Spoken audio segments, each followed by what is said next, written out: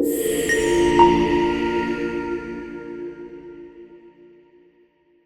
everyone, my name is Ryan. I'm the CEO and founder here at UpKeep, and once again, it is Release Friday here at UpKeep.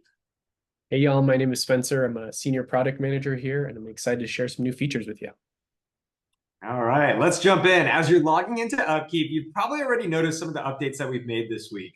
Firstly, we've updated our entire navigation bar to make some key features much more accessible to you. This translates into fewer clicks, easier to use, and much more time back in your day for things that really matter. Top of that, we've also enhanced our audit logs on work orders, providing you not only a record of what fields have changed, but also detailed insights into how it changed.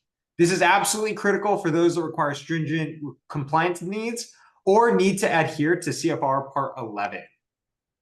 On top of all of that, we're also excited to share some of our upgrades on our APIs. You can now effortlessly check in, check out assets using our APIs available on our developers site. And lastly, our work order PDFs have been updated to include some custom statuses, giving you much more control and clarity. So really, really excited about some of the releases this week. Again, you've probably already noticed them, but I'm going to pass it over to Spencer to show you exactly how it works in UpKeep right now. Thanks, Ryan. All right, so the first thing to highlight is here on the left, you'll see a new navigation. This new navigation solves some problems, as in you don't have to scroll to get to the bottom. Everything is immediately visible. We've also sort of consolidated and moved your profile and notifications icons, which used to be over here on the right, into our left navigation, so that all of your navigation functionality is kind of consolidated in one area, and there's more room for you to just do your work here on the right.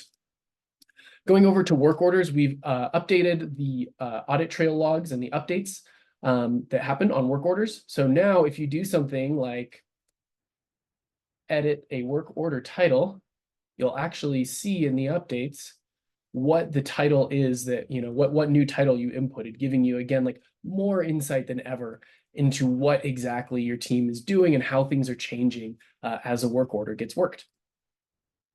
And last but certainly not least, I want to highlight some changes to cycle counts. Thank you all so much for the feedback that you've given us so far. Some of the things we've changed here is we've made it clearer now which fields are required, so that you kind of know what information needs to be input, including the location.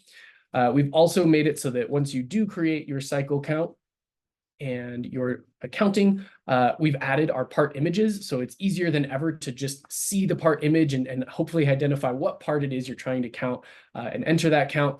And then lastly, you can navigate straight to the part page from the cycle count, see adjustments, see what work orders this part might be on, and again, just kind of navigate through a cycle count with ease. And that is all I have to show you for today. Back to you, Ryan. All right, really cool. As you all know, we've been hard at work. Excited to see and hear what you think. Go into UpKeep, check it out. Let us know all of your feedback about the new features, releases that we've been making.